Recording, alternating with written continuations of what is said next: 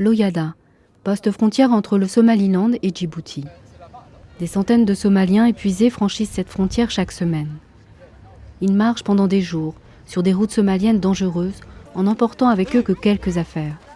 Tout ça pour échapper aux horreurs de la guerre dans leur pays. Leur premier arrêt est le centre d'accueil géré par le gouvernement de Djibouti et le HCR. Deka est arrivée il y a 2 semaines, avec 2 de ses enfants.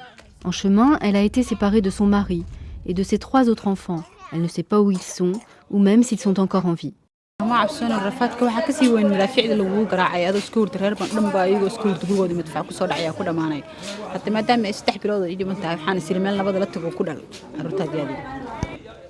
Enceinte de 6 mois, son espoir est d'obtenir le statut de réfugié et de rejoindre un camp comme celui-ci.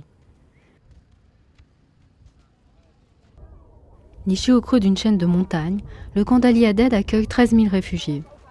Les réfugiés trouvent la sécurité ici, mais pas une vie facile. Il manque toujours d'eau, d'éducation et d'emplois stables.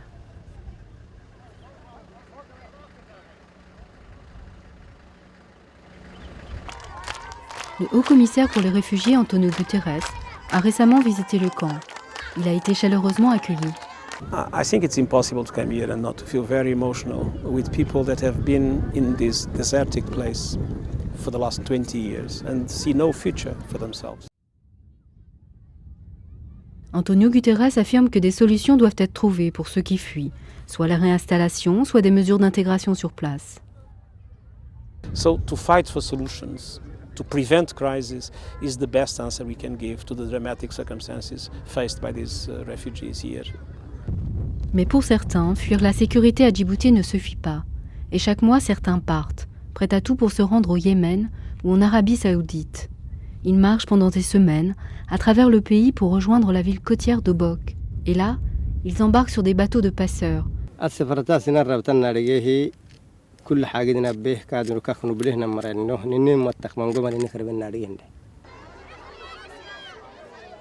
Le HCR met en garde les migrants et les demandeurs d'asile contre les dangers qu'ils encourent. Certains sont expulsés, certains meurent de froid, d'autres sont jetés à l'eau par les passeurs et se noient. Mais ils y vont quand même, prêts à tout risquer pour fuir leur pays déchiré par la guerre.